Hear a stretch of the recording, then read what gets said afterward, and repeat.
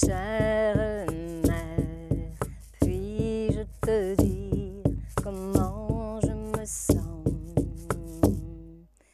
Tu me donnes tant de trésors, je t'aime tant, je t'aime tant. Sati Mula Tad Vipako Jati Ayus Boga.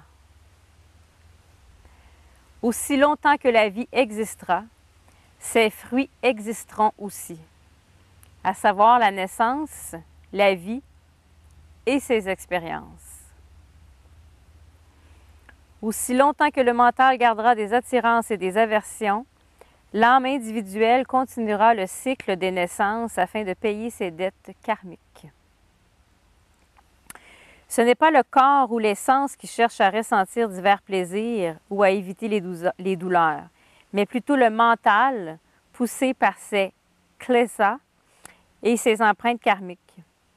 La durée de vie et les types d'expériences dans une vie particulière sont déterminés par notre réservoir de karma. Quand un peu de karma est épuisé, l'âme cherche à exprimer ce qui reste. Nous pouvons le constater lorsque notre vie prend une nouvelle direction. Par exemple, lors de la crise de la quarantaine ou lors d'un changement de carrière radical. Libération veut dire se libérer du karma et des samskaras. Elle ne signifie pas la vie au plan physique, bien qu'il puisse être la fin de certains rôles que vous jouez dans la pièce. Elle peut signifier que vous jouerez un nouveau rôle, mais vous serez totalement conscient que vous jouez simplement un rôle, ce qui vous laissera libre de le faire avec amour inconditionnel et sincérité. Nous pénétrons dans l'univers des végétaux, qui est un échantillonnage extrêmement riche du microplancton jusqu'au séquoia, des fruits des rencontres entre les différents éléments, l'eau, les minéraux, l'oxygène, etc. Alors on va jouer dans les fleurs et rencontrer un arbre. Donc, à la maison, comme on est sur le thème des végétaux, si vous avez une plante d'intérieur, vous pouvez l'amener plus près de vous afin de pouvoir être dans le même esprit que nous. Et puis ensuite, on vous invite à vous installer au sol et à prendre la posture qu'Amrita vient de prendre.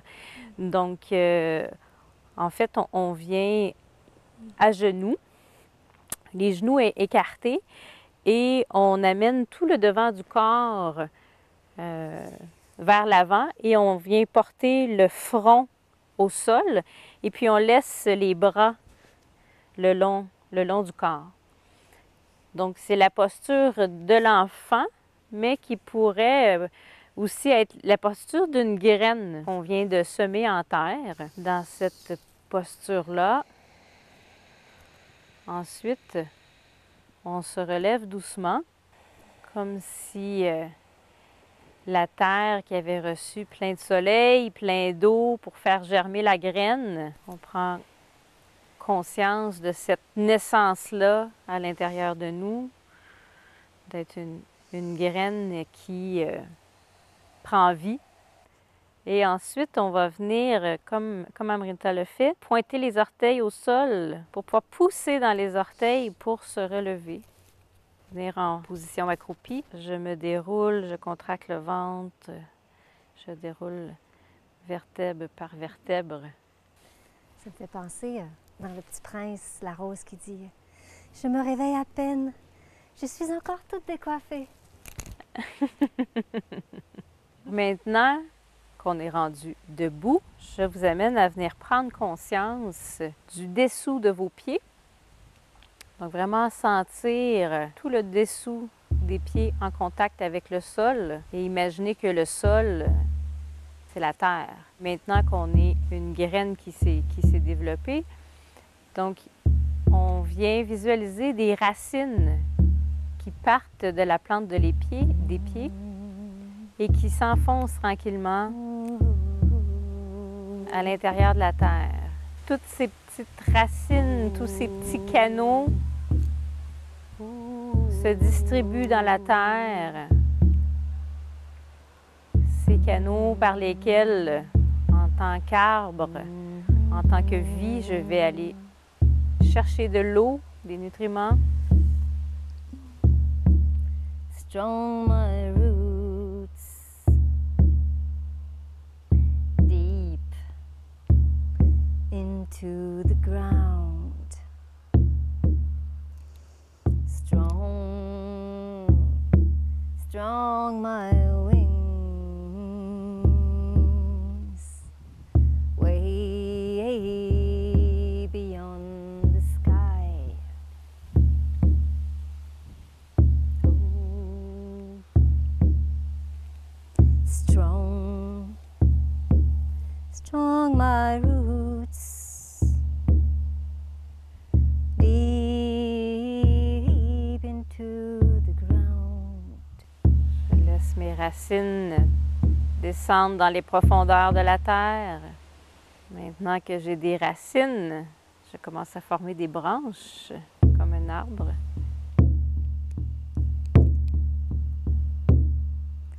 Strong, strong my roots, deep into the ground. Freedom, freedom life, I am dancing in creation. Freedom, freedom life, I am singing in celebration.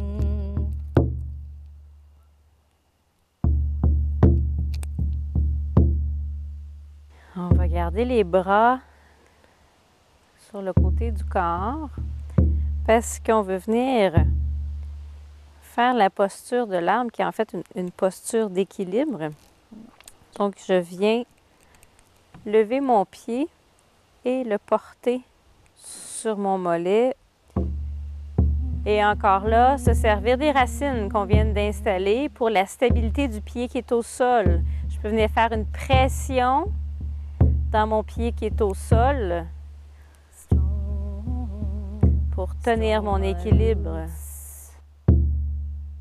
Way deep into the ground. Strong, strong, strong my roots. Beautiful, beautiful my leaves.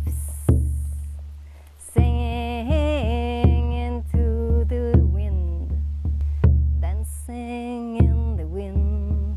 Donc, si on perd l'équilibre, on replace le pied au sol et on se reprend. On peut replacer notre pied sur l'autre jambe. Et si c'est assez pour nous, on peut aussi redéposer. Je vais maintenant vous proposer un mudra, Padma Mudra. On vient placer les petits doigts et les pouces ensemble et on ouvre les autres doigts et on vient le mettre vis-à-vis le cœur. On peut venir prendre une respiration au cœur. Le cœur qui est souvent symbolisé par la rose. Dans le règne végétal, celle qui a la plus haute fréquence calculée en Hertz parmi tous les végétaux. Et cette fleur qui est au cœur va continuer de se développer. Et on la monte au-dessus de la tête. Et lorsqu'on est au-dessus de la tête, on vient ouvrir complètement. On décolle les doigts qui étaient collés ensemble pour venir les placer plus haut que la couronne, comme si on est un arbre, un végétal qui vient de fleurir. La fleur de lotus aux 1000 pétales. Une autre respiration profonde avec cette belle fleur au-dessus de la tête. La forêt se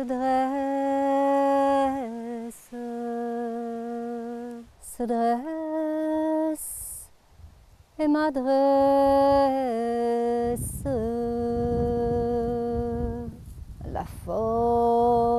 forêt se dresse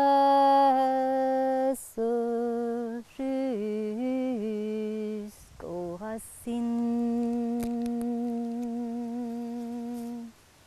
Terre, mère, porte-moi ton enfant, toujours je serai.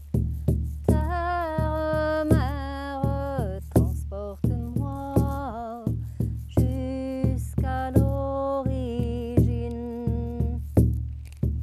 Terre, mère, porte-moi ton enfant, toujours je serai.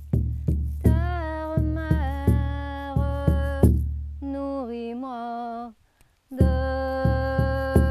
l'origine. Je me souviens de qui je suis. La forêt se dresse et m'adresse. La forêt se dresse jusqu'aux racines. Donc l'arbre qui est enraciné à la terre, mais en même temps connecté avec le ciel.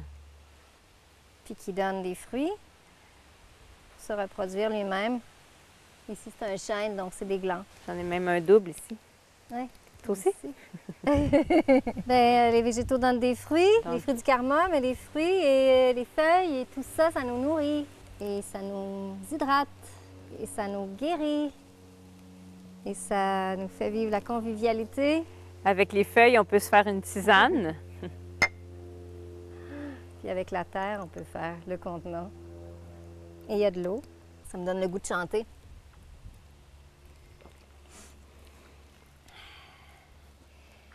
Un chant navajo. Alors, on va entendre ton chant pour aller vers l'arbre. Exact. Maintenant, je marche sur des glands. En beauté. Maintenant, je marche en beauté.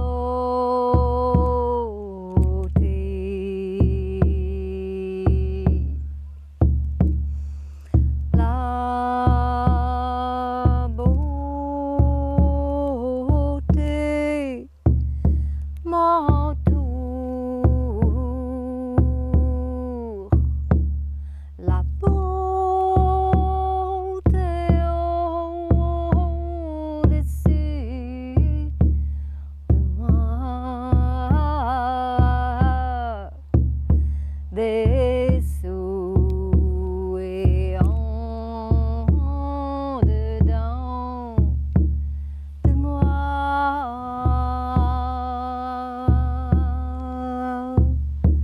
Maintenant, je marche en beauté.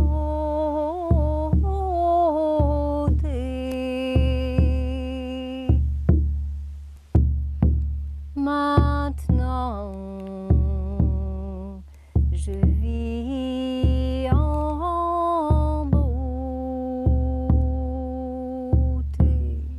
La beauté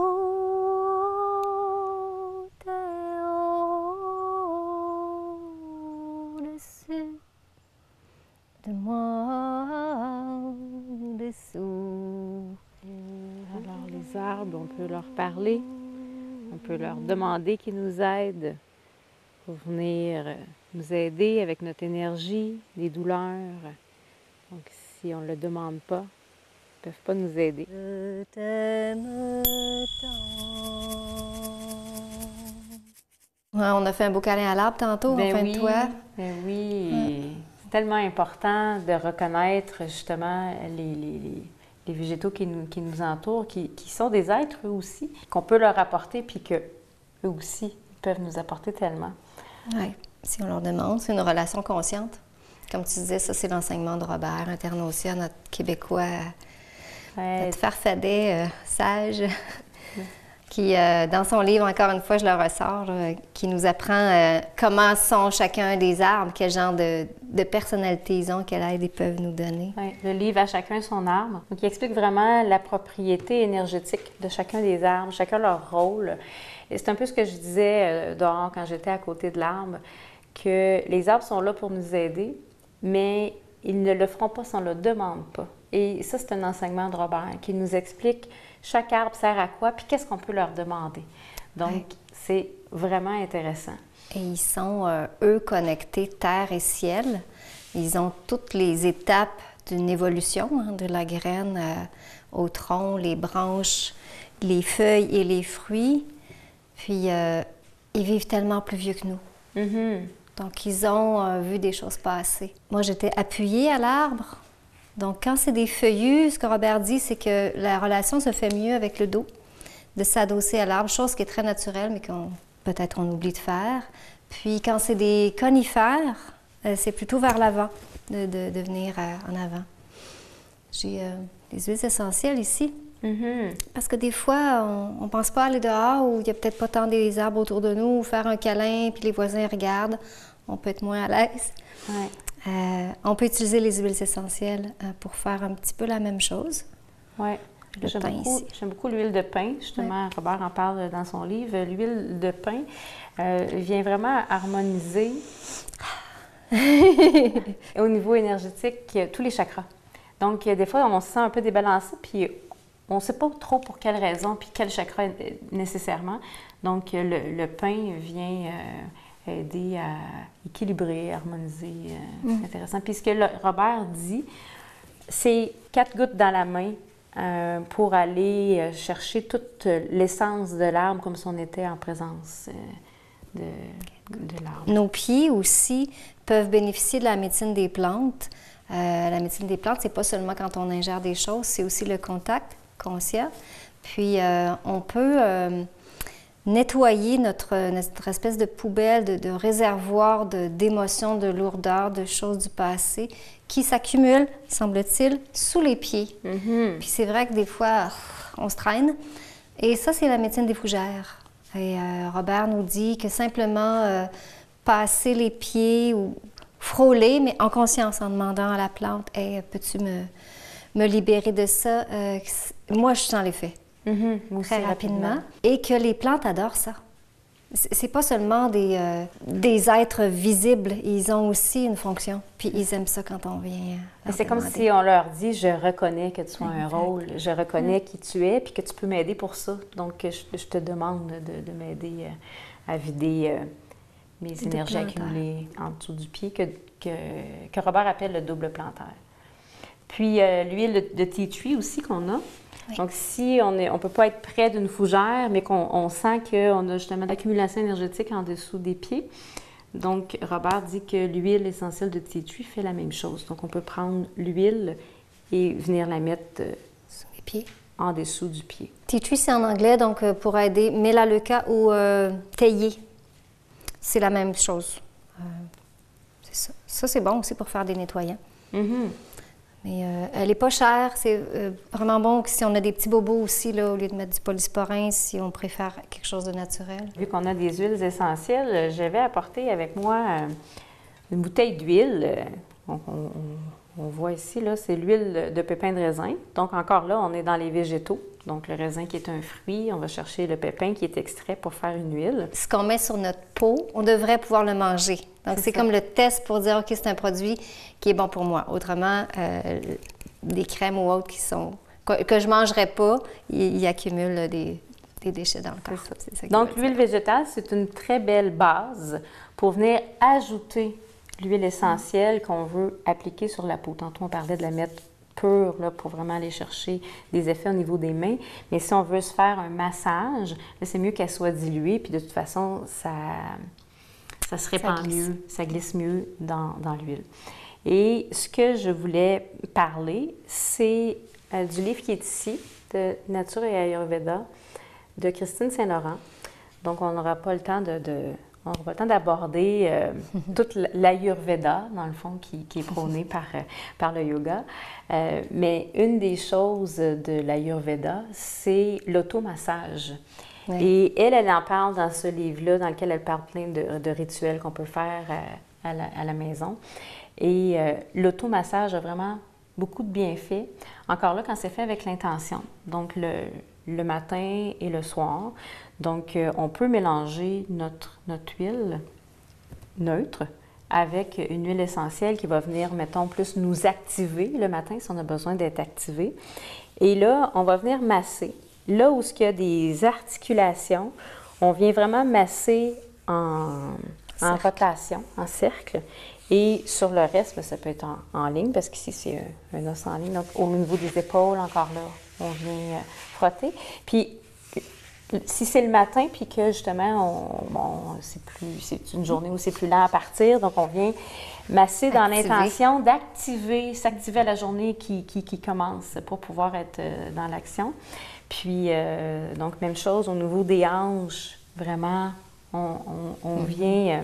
les hanches aussi, hein, c'est vraiment une articulation qui est l'assise du bas du corps, puis sur laquelle qui reçoit le haut. Donc, vraiment, prendre ce moment-là de l'automassage pour vraiment venir remercier le corps. Je te remercie pour, justement, je sais que tu es une... Tu travailles fort. Oui, je sais que tu as une grosse tâche. Donc, puis, même chose, donc au niveau des genoux, encore là, c'est vraiment de venir en rond. Puis, bien sûr, les mains, les mains qui nous aident à tout faire pendant la journée. Donc, de venir les masser, les caresser. Et qui sont le prolongement du cerveau. Les mains sont très connectées, donc... C'est ça. Puis en dessous des pieds aussi. Donc, c'est un rituel qu'on peut faire en sortant de la douche. Là, on vient se huiler. Et puis, on peut enfiler une robe de chambre, peut-être pour 10 minutes, le temps qu'on continue notre routine du matin. Puis, pendant 10 minutes, dans le fond, toute l'huile va s'absorber. La peau a besoin d'être hydratée. Donc, va s'hydrater de cette huile-là. Puis après ça, on peut s'habiller normalement. Puis j'amènerais à la routine du soir, ou l'inverse, si le matin on est comme trop stressé, on pourrait plus aller rajouter une huile de lavande, ou le soir, justement, après avoir pris le bain, bien là, je mettrais un peu d'huile de lavande mêlée avec mon huile, et là, je viens refaire l'automassage. Qu'est-ce que tu utilises comme huile, si tu veux activer, comme huile essentielle? Il y a Ravensara qui s'utilise bien. Oui, tous les sapinages, Fait qu'encore là, c'est avec l'intention de me calmer. Donc, je reconnais mon corps, je remercie mon corps, puis vraiment, je demande que ce massage-là me calme. Je reconnais la lavande, je reconnais que la lavande a les propriétés de me calmer. Parmi les supports aussi, l'huile de pépins de raisin, mais en variant le support, comme l'huile de sésame ou l'huile de ricin, on va aussi chercher d'autres végétaux avec d'autres propriétés. Ça aussi, ça peut être intéressant de s'informer juste un petit peu puis de choisir ce qui nous convient le mieux. L'huile de rose musquée va avoir des très belles propriétés au niveau de la peau fine du visage, diminuer les rides et tout. Je l'ai parlé un petit peu tantôt, mais je m'en irais justement sur le livre qui est ici, c'est le livre des trappeuses qui s'appelle « La fleur de peau ». Elles expliquent beaucoup de cosmétiques qu'on peut faire soi-même à la maison avec des ingrédients qu'on a déjà à la maison dans la cuisine. Donc, elle en parle justement les différentes huiles, les différents beurres qu'on peut coco, cacao, qu'on peut utiliser. Karité. Oui. Oui, puis c'est vraiment pas du tout pareil quand on fait nous-mêmes. On sait ce qu'il y a dedans, il y a déjà une relation, il y a un engagement dans notre bien-être. Ça coûte moins cher. Et puis, ça peut faire des belles activités familiales aussi, de réapprendre l'autonomie puis de créer. Oui, puis je trouve que ça va vraiment dans notre thème de retour à la terre, justement, pas nécessairement acheter quelque chose de tout fait dans un contenant en plastique. Et puis, il y a des ingrédients qui ont été ajoutés là, pour la conservation et tout ça. Donc, on peut vraiment fabriquer nous-mêmes avec des ingrédients sains et naturels. Qu'on mangerait. Aussi. Toi, tu avais d'autres petites choses? Oui, j'ai d'autres petites choses. On est dans le règne végétal, mais on a ici aussi des habitants très importants sur la planète. C'est la famille des champignons. Oui, eux, on dit qu'ils ont leur propre règne à eux, en fait, oui, les champignons. c'est pas tout à fait des végétaux, puis il semblerait qu'ils sont très semblables à la constitution humaine. on ne penserait pas. Donc, il y a beaucoup d'affinités avec notre corps. De les manger, c'est très bien. Mais là, ici, on a aussi quelque chose qui paye pas de mine, qui est souvent dans nos forêts, sur les bouleaux. C'est une grosse masse noire. C'est du chaga. Et très, très, très dur. Mais on peut le concasser. Si tu montes, quand je vais le montrer. Oui, à l'extérieur, c'est noir. L'extérieur, ça, c'est l'extérieur du champignon. C'est noir. Puis à l'intérieur, c'est plus brun. Il est appelé champignon de longue vie, un peu comme le kombucha. On fait une décoction avec ça, donc il faut vraiment le faire bouillir, pas bouillir, mijoter longtemps dans une eau pure. À petit feu. À petit feu, et ça va donner un liquide qui est foncé, qui est terreux, un peu comme le café. Donc il y a cet effet un petit peu aussi onctueux dans la bouche. Par contre, les propriétés sont complètement différentes, là. Puis on n'est pas obligé de rentrer dans toutes les propriétés parce que je viens de penser qu'on a déjà fait une capsule là-dessus dans la saison Naturellement Yoga. L'année passée, vous irez voir les autres capsules avec la santé. Puis dans le quotidien aussi, parfois, on utilise ceci. Donc encore une fois, si on le fait en conscience puis qu'on sait d'où vient le produit, c'est quelque chose de très spécial. Sur notre planète, le miel, c'est à la rencontre, finalement, d'un insecte puis d'un végétal. Donc, ils font l'amour ensemble. C'est une union. C'est ça. L'insecte va butiner, puis il apporte le pollen sur d'autres fleurs. Et puis, il sécrète ce produit-là qui va nourrir la reine, mais que pour nous, on a la chance, quand on peut le cueillir, d'avoir du miel. Miel qui peut être aromatisé avec des fleurs. Ici, dans ce cas-ci, c'est un miel à la rhubarbe.